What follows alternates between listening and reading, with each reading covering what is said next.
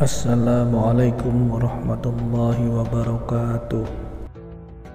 Syukur alhamdulillah kita berjumpa lagi di channel At-Tazi. Semoga sahabat semuanya sehat selalu, dilapangkan rezekinya, diampuni dosa-dosanya, dan senantiasa dilindungi Allah Subhanahu wa Ta'ala. Amin ya Rabbal Alamin. Salawat dan salam semoga senantiasa tercurah kepada junjungan kita Nabi Muhammad SAW yang telah membawa manusia dari gelapnya kesesatan menuju terangnya hidayah. Kali ini kita akan membahas kejadian-kejadian aneh atau keajaiban yang terjadi di Gaza selama perang. Mari kita lanjutkan pembahasannya. Sebelum melanjutkan, dengan kerendahan hati saya mengajak sahabat semuanya untuk mendukung channel ini dengan menekan tombol subscribe, like, dan share agar terus dapat mensiarkan agama Islam. Terima kasih. Sahabat beriman yang dirahmati Allah, banyak kisah di luar nalar terjadi selama perlawanan rakyat Palestina atas Zionis Israel yang merampas tanah mereka dan membunuh warga sipil tak berdosa. Kisah-kisah tersebut beredar luas di masyarakat dan tertanam di hati setiap warga Palestina. Kisah kejadian ini kerap dialami para mujahidin dari Brigade Izzuddin Al-Qassam yang merupakan sayap militer Hamas. Hamas merupakan gerakan perlawanan Islam yang berjuang di garis depan di jalur Gaza, membela dan mempertahankan kemerdekaan Palestina dan pendudukan Zionis Israel. Dalam perjuangannya, para mujahidin atau Izzuddin Al-Qassam kerap menemukan berbagai keganjilan yang mereka sebut sebagai pertolongan Allah yang hadir tanpa mereka sadari. Berikut ini 10 kejadian nyata, keganjilan dan keajaiban yang terjadi di Gaza, Palestina selama perang berlangsung. Keajaiban pertama, pasukan berseragam putih di Gaza. Tentara-tentara Zionis Israel memang takut berhadapan dengan mujahidin Hamas Izzuddin Al-Qassam, tetapi ketakutan mereka tidak sedahsyat ini. Mereka tahu pasukan Izzuddin Al-Qassam bisa menyusup dari balik terowongan dan menyerang secara tiba-tiba. Tetapi yang mereka hadapi kali ini tidak seperti biasanya. Secepat kilat mereka hadir, lalu secepat kilat mereka menghilang. Dan bukannya menyamar dengan pakaian loreng atau gelap, pasukan ini justru memakai pakaian putih menyilaukan. Mudah dilihat dan bahkan sangat mencolok di tengah peperangan. Siapakah mereka? Sekuat apapun pasukan Izzuddin Al-Qassam, jika mereka tertembak, mereka akan terluka, berdarah, roboh dan gugur sebagai syuhada. Tetapi pasukan berjubah putih ini, mereka seakan tidak bisa dibunuh. Peluru-peluru yang ditembakkan kepada mereka seperti mengenai udara kosong saja. Apakah mereka hanya hologram sehingga tidak bisa dilukai dan dibunuh? Tapi jika hologram, mengapa mereka juga bisa menyerang? Maka setengah berbisik, mereka mulai mengucapkan satu kalimat, "Inikah malaikat?" Dan ketakutan itu pun semakin dahsyat. Sebab jika benar itu malaikat, tak mungkin Zionis bisa mengalahkan mereka. Sebab jika benar itu malaikat, tak mungkin mereka mampu memenangkan peperangan. Semula mereka menduga itu adalah pasukan Al-Qassam, tetapi mereka harus percaya pasukan Al-Qassam memakai pakaian hitam dan kemampuannya tidak sehebat itu. Keberadaan pasukan lain berseragam putih di Gaza ini sangat membantu para pejuang Palestina dalam menghadapi tentara Zionis. Bahkan pasukan Israel pun mengakui adanya pasukan berseragam putih itu. Suatu hari, rumah milik sebuah keluarga yang berada tepatnya di Jalan Al-Qoram didatangi sekelompok tentara Israel. Seluruh anggota keluarga diperintahkan duduk di sebuah ruangan. salah seorang lelaki di rumah itu diinterogasi mengenai ciri-ciri para pejuang Al-Qassam. Saat diinterogasi, sebagaimana ditulis situs Filistin Al-An, lelaki itu menjawab dengan jujur bahwa para pejuang Al-Qassam mengenakan baju hitam-hitam. Namun tentara Israel malah marah-marah dan memukulnya hingga pingsan. Selama 3 hari berturut-turut, laki-laki itu menjawab bahwa para pejuang Al-Qassam berseragam hitam. Akhirnya, tentara itu naik pitam dan mengatakan dengan keras, "Wahai pembohong, mereka itu berseragam putih." Jadi tentara Israel ini bukan mendapat perlawanan dari para pejuang Al-Qassam yang berseragam hitam-hitam. Ada pasukan lain yang berseragam putih yang berhasil memukul mundur tentara Israel. Kisah serupa juga disampaikan penduduk Palestina melalui situs milik Brigade Izzuddin Al-Qassam. Awalnya, sebuah ambulans dihentikan sekelompok pasukan Israel. Si sopir lantas ditanya, apakah dia berasal dari kelompok Hamas atau Fatah? Supir malang itu menjawab, "Saya bukan kelompok mana-mana, saya cuma sopir ambulans." Tetapi tentara Israel itu tidak percaya. "Pasukan berpakaian putih-putih di belakangmu tadi siapa? Dari kelompok mana?" Tentu saja si supir pun kebingungan, karena dia tidak melihat seorang pun di belakangnya. "Saya tidak tahu," jawabnya. Cerita mengenai pasukan tidak dikenal juga datang dari seorang penduduk rumah susun wilayah Tal Islam yang hendak mengungsi bersama keluarganya untuk menyelamatkan diri dari serangan Israel. Di tangga rumah, dia melihat beberapa pejuang menangis. "Kenapa kalian menangis?" tanyanya. "Kami menangis bukan karena khawatir keadaan diri kami atau takut kepada musuh. Kami menangis karena bukan kami yang bertempur. Di sana ada kelompok lain yang sedang bertempur memporak-porandakan musuh tentara Israel, dan kami tidak tahu dari mana mereka datang," jawabnya. Keajaiban kedua, terdengar suara misterius bahkan tanpa sumber. Ada lagi kisah karomah mujahidin. Bahkan hal ini pernah disebutkan khotib Masjid Izzuddin Al-Qassam di wilayah Nasirat, Gaza. Sang khotib bercerita, seorang pejuang telah menanam sebuah ranjau yang telah disiapkan untuk menyambut tentara Israel jika melalui jalan tersebut. "Saya telah menanam sebuah ranjau. Saya lalu melihat sebuah helikopter menurunkan sejumlah besar pasukan, disertai tank-tank yang berjalan beriringan menuju jalan tempat di mana saya telah menanam ranjau," kata pejuang tadi. Akhirnya, sang pejuang memutuskan kembali ke markas karena mengira ranjau tidak akan bekerja optimal. Maklum, jumlah musuh yang sangat banyak. Tetapi, sebelum beranjak meninggalkan lokasi, pejuang itu mendengar suara "Usbut sabatkallah" yang maknanya kurang lebih, "Tetaplah di tempat, maka Allah menguatkanmu." Ucapan itu didengarnya berulang-ulang sebanyak 3 kali. Saya mencari di sekeliling untuk mengetahui siapa yang mengatakan hal itu kepada saya, tetapi saya terkejut karena tidak ada seorang pun yang bersama saya, ucap mujahidin itu, sebagaimana ditirukan sang khotib. Akhirnya, sang mujahid memutuskan tetap berada di lokasi. Ketika tank melewati ranjau yang telah dia tanam, terjadilah keajaiban. Ranjau itu meledak sangat dahsyat. Tank yang berada di dekatnya langsung hancur. Banyak serdadu Israel meninggal seketika. Sebagian dari mereka diangkut helikopter. Saya sendiri, alhamdulillah, dalam keadaan selamat, kata mujahid itu lagi, seperti disampaikan khotib Masjid Izzuddin Al-Qassam. Ketiga, kesaksian tentara Israel.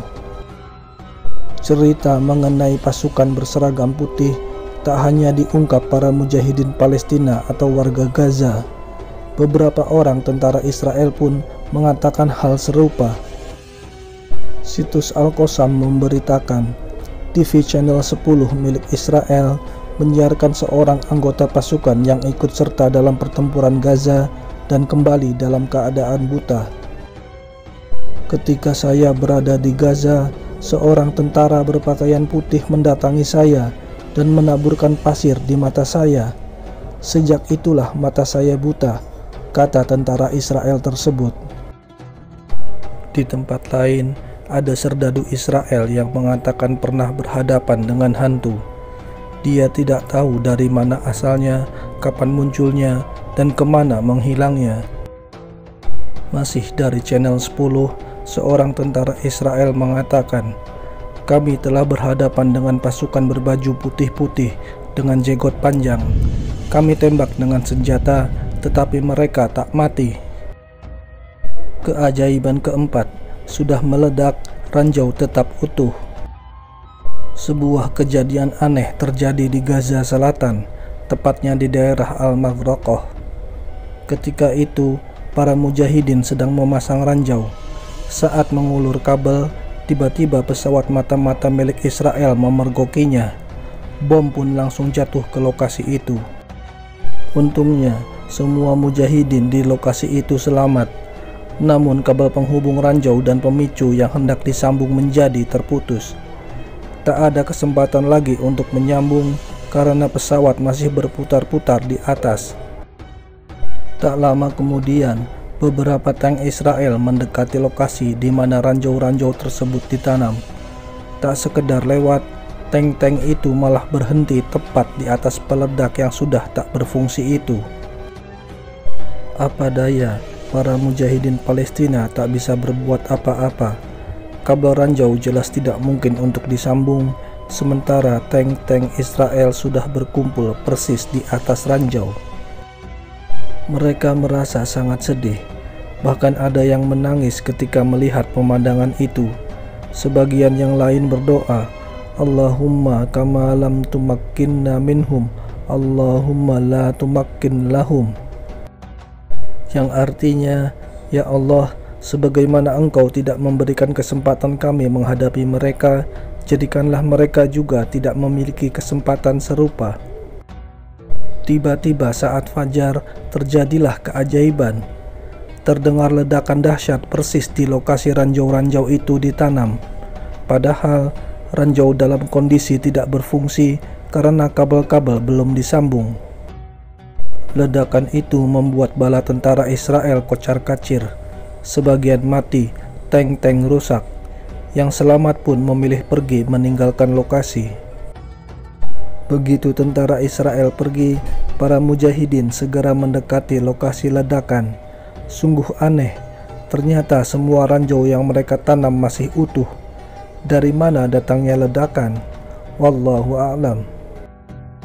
Keajaiban kelima, keberadaan merpati penolong.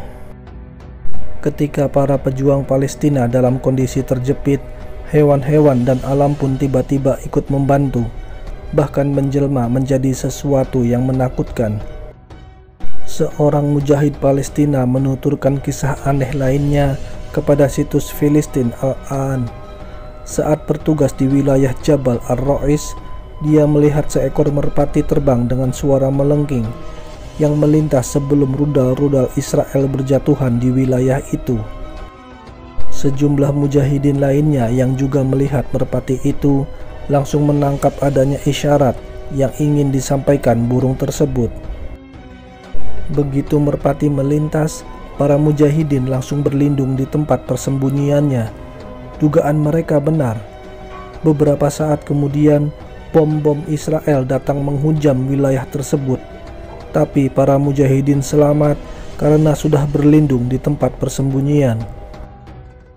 Keajaiban keenam, kabut pun ikut membantu. Allah bisa membantu orang-orang yang disayanginya dengan berbagai cara. Bisa melalui merpati seperti dikisahkan sebelumnya, bahkan bisa juga dengan memanfaatkan kabut, karena Allah juga yang menciptakan kabut. Saat itu sekelompok mujahidin yang sedang berjaga di Tal Ajul terkepung oleh tank-tank Israel dan pasukan khusus mereka. Dari atas, pesawat mata-mata terus mengawasi. Ketika posisi para mujahidin terjepit, kabut tebal tiba-tiba turun malam itu. Kabut itu telah menutupi pandangan mata semua tentara Israel dan membantu pasukan mujahidin keluar dari kepungan. Kasus hampir sama juga pernah diceritakan salah satu pemimpin lapangan Al-Qassam. Awalnya, pasukan mujahidin sedang menunggu waktu yang tepat untuk mendekati tank-tank milik tentara Israel. Jika berhasil, maka tank-tank itu akan diledakkan. Tak lupa kami berdoa kepada Allah agar dimudahkan untuk melakukan serangan ini, kata sang komandan. Tiba-tiba turunlah kabut tebal di tempat tersebut. Pasukan mujahidin segera bergerak menyelinap di antara tank-tank, menanam ranjau-ranjau di dekatnya, dan segera meninggalkan lokasi. Semua aksi para mujahidin itu tanpa pernah diketahui pesawat mata-mata yang memenuhi langit Gaza. Juga tidak terdeteksi pasukan infanteri Israel yang berada di sekitar kendaraan militer itu. Alhasil, 5 tentara Israel tewas di tempat dan puluhan lainnya luka-luka setelah ranjau-ranjau itu meledak. Keajaiban ketujuh, selamat berkat Al-Quran. Cerita ini bermula ketika salah seorang pejuang Palestina menderita luka dan memasuki rumah sakit Asy-Syifa. Dokter yang memeriksanya kaget saat mengetahui ada sepotong proyektil peluru bersarang di saku pejuang tersebut.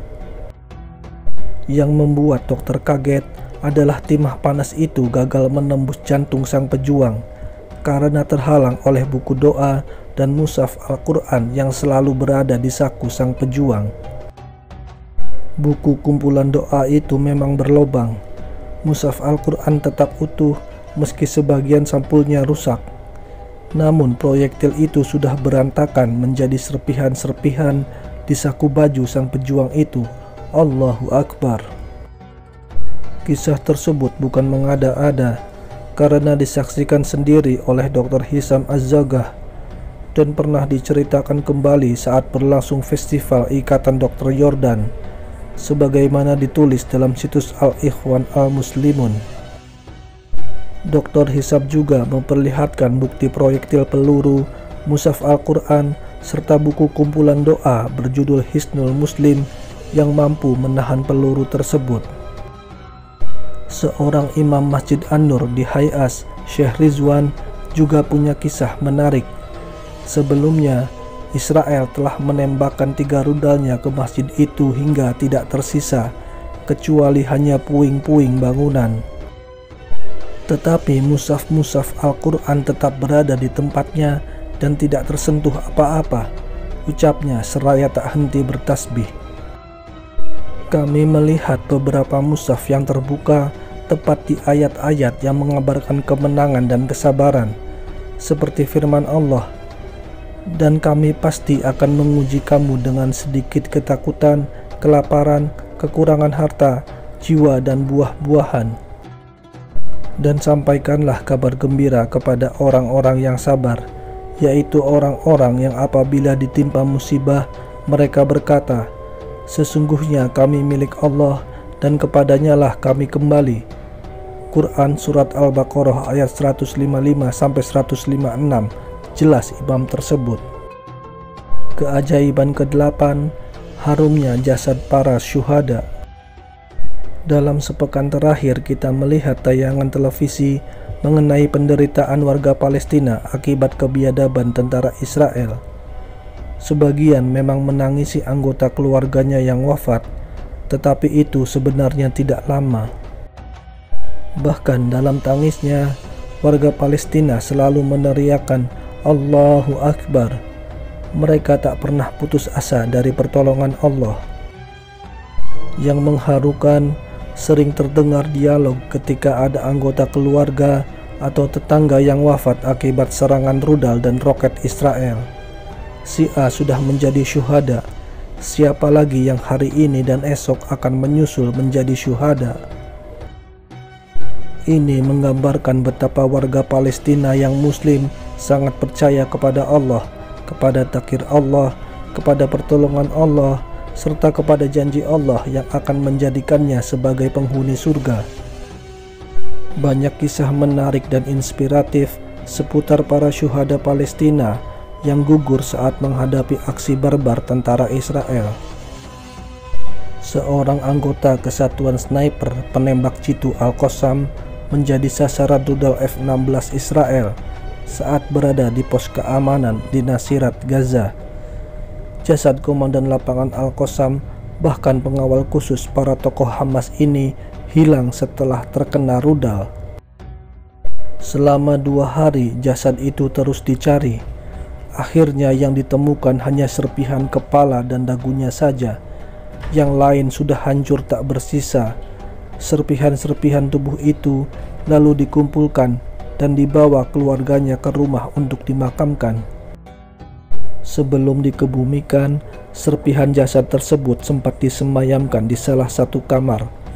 Tak lama kemudian, muncul bau harum misik dari kamar tempat di mana serpihan tubuh tadi disimpan. Keluarga terkejut, lalu memberitahu orang-orang yang mengenal sang pejuang yang memiliki julukan Abu Hamzah ini. Puluhan orang lalu beramai-ramai mendatangi rumah itu. Mereka masih mencium bau harum yang berasal dari serpihan-serpihan tubuh yang diletakkan dalam kantong plastik. Bahkan, menurut pihak keluarga, 20 hari setelah wafatnya pria yang tak suka menampakkan amalan-amalannya ini, bau harum itu kembali semerbak memenuhi ruangan yang sama. Kisah serupa terjadi pula pada jenazah Musa Hasan Abu Nar, mujahid Al-Qassam yang mati syahid akibat serangan udara Israel.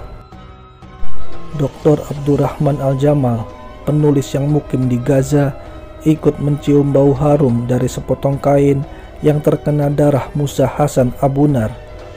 Meski kain telah dicuci berkali-kali, bau harumnya tetap semerbak. Keajaiban ke-9, 2 pekan wafat, darah tetap mengalir. Yasir Ali Ukasyah sengaja pergi ke Gaza dalam rangka bergabung dengan sayap milisi pejuang Hamas, Brigade Izzuddin Al-Qassam. Sebelumnya, pemuda yang gemar menghafal Al-Quran ini sempat mengikuti wisuda hufaz para penghafal Al-Quran di Gaza dan bergabung dengan para mujahidin untuk memperoleh pelatihan militer. Sebelum masuk Gaza, pada pertemuan akhir dengan salah seorang sahabatnya di Rafah, dia minta didoakan agar memperoleh kesyahidan. Untung tak dapat ditolak, malang tak dapat diraih. Di bumi jihad Gaza, dia telah memperoleh apa yang dicita-citakannya. Yasir syahid dalam pertempuran dengan pasukan Israel di kamp pengungsian Jabalia. Karena kondisi medan yang tak memungkinkan, jasad Yasir baru bisa dievakuasi setelah 2 pekan berada di medan pertempuran tersebut. Meski sudah 2 pekan meninggal, para pejuang yang ikut serta melakukan evakuasi menyaksikan darah segar pemuda berumur 21 tahun itu masih mengalir dan fisiknya tidak rusak. Kondisinya mirip seperti orang yang sedang tertidur. Para khotib sering menjadikan kisah nyata ini sebagai bahan khutbah Jumat mereka, sekadar untuk menunjukkan tanda-tanda keajaiban selama Perang Gaza. Cerita ini bahkan pernah dimuat oleh Arab Times. Keajaiban ke-10, mati 1000, lahir 3000. Dalam invasi tentara Israel ke Gaza pada tahun 2008 yang lalu, tercatat 1.412 warga Gaza tewas, mayoritas perempuan dan anak-anak. Haman Nisman, Direktur Dinas Hubungan Sosial pada Kementerian Kesehatan Palestina, mencatat dalam kurun waktu yang sama lahir 3.700 bayi di Gaza. Isu tentang upaya Israel melakukan genosida memang bukan sekedar isapan jempol. Hampir dalam setiap aksi militernya, khususnya melalui udara, Israel selalu berdalih ingin menghancurkan markas dan rumah para pemimpin Hamas. Faktanya, yang menjadi korban umumnya perempuan dan anak-anak. Hal ini memang telah didesain pemerintah Israel karena perempuan akan terus melahirkan bayinya, anak-anak akan tumbuh besar, dan sebagian kelak akan menjadi mujahidin yang memerangi Israel. Dalam agresinya tahun 2023 ini, sejak 8 Oktober lalu, warga Palestina yang tewas juga didominasi perempuan dan anak-anak. Dan sama seperti kejadian-kejadian sebelumnya, jumlah korban tewas akan selalu diganti oleh bayi-bayi yang baru lahir dengan 3 kali lipat lebih banyak daripada jumlah korban tewas. Mereka inilah yang nantinya akan terus berjuang mempertahankan kemerdekaan Palestina sembari menunggu vonis akhir dari Allah Subhanahu wa Ta'ala. Itulah tadi keajaiban yang terjadi di Gaza selama perang berlangsung. Mari kita doakan semoga Palestina merdeka seutuhnya. Amin ya rabbal alamin. Wallahu a'lam bishawab. Demikian yang bisa saya bagikan, semoga bermanfaat bagi sahabat semua. Wassalamualaikum warahmatullahi wabarakatuh.